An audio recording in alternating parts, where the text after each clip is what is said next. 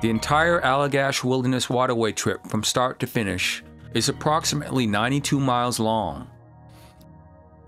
The waterway officially begins at historic Telos Dam, one of the few remaining timber crib dams in Maine still in use today.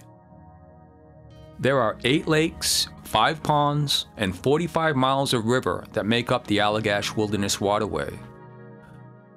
There are also well over 100 tributary brooks and streams that flow into the waterway. The Allagash is the longest national scenic and wild river east of the Mississippi. To fully appreciate the unique natural history of the Allagash Wilderness Waterway, you'd have to go back thousands of years to the time of the glaciers. Evidence of these early climatic forces can still be observed throughout the waterway. Chamberlain Lake is the largest of the Allagash headwater lakes. It is over 11,000 acres in size and has a maximum depth of 154 feet.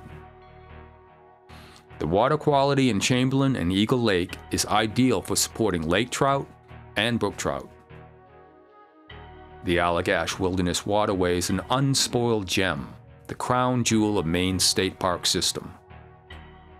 Visitors looking to venture off the beaten path are encouraged to visit several awe-inspiring locations in the waterway.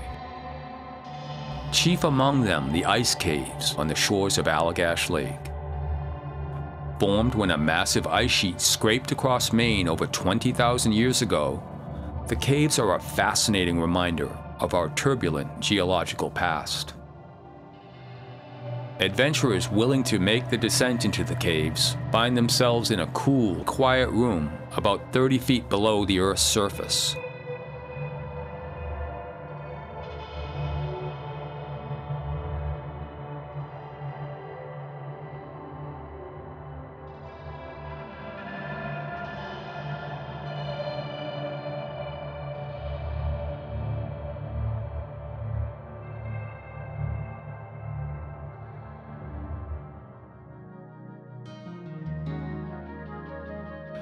Not far from the ice caves, visitors can climb Allagash Mountain, where a fire tower provides breathtaking views of majestic Allagash Lake.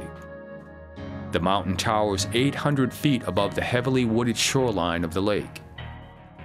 Allagash Mountain is the central defining feature of Allagash Lake, and a rugged reminder of the last ice age in Maine, 25,000 years ago, when an ice sheet 3 times as high as the mountain slowly scraped across the landscape, giving shape and form to the waterway of today. Allagash Stream is a challenging paddle, especially in the spring. Generations of canoeists and paddlers have experienced the wonders of this much-loved section of the waterway. Your reward for paddling up Allagash Stream is the unique opportunity to visit pristine, unforgettable Allagash Lake, a quietly beautiful lake with a reputation for outstanding fishing. Allagash Lake is arguably the gem of the Allagash headwater lakes. Special regulations are in place to enhance the wilderness character of Allagash Lake and stream. Watercraft are restricted to canoes and kayaks that do not have motors. The operation of motor vehicles within 1 mile of Allagash Lake from May 1st until September 30th is prohibited. Other access points to Allagash Lake are located at the Carey Trail, which is a 1-mile portage over a well-maintained trail, and Johnson Pond, which is a 3.5-mile paddle to Allagash Lake. You can also paddle 4 miles to the lake from the upper Allagash Stream entry point. If you paddle down Allagash Stream to Chamberlain Lake, just remember, the stream can slow to a trickle during some times of the year. Check with Allagash Wilderness Waterway or North Maine Woods staff before attempting to paddle this stream.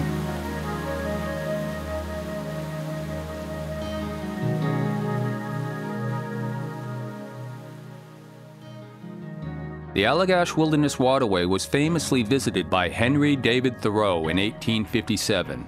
And today, his campsite on Eagle Lake's Pillsbury Island is a popular draw.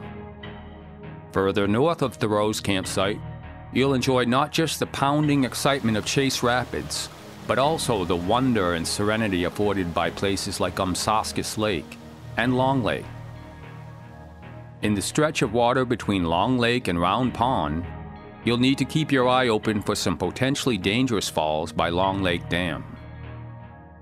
The next body of water along your paddling journey is Round Pond, a popular destination for hikers wishing to climb majestic Round Pond Mountain.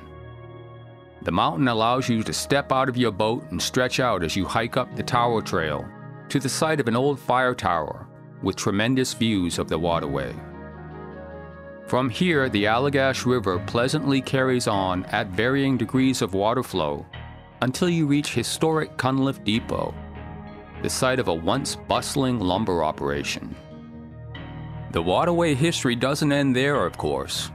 Michaud Farm is next, followed by the Taylor Sporting Camps and, much earlier, the historic Moore Farm, the ancestral home of so many of today's proud Allagash families.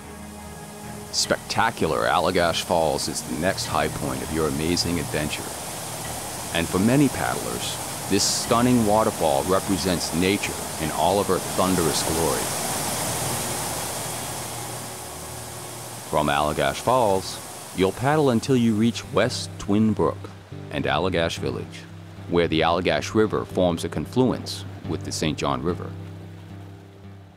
The Michaud Farm district starts at Henderson Brook Bridge, which is the Blanchette Road where it crosses on the Allagash River, and goes all the way to the end of the waterway at Twin Brook Rapids. The park provides visitors with a break from routine suburban lifestyles. After a stressful week, get up here, do a nice, easy one-night trip down from Michaud Farm or from Henderson Brook Bridge down to Michaud Farm for a one-nighter. You just leave and you'd be rejuvenated.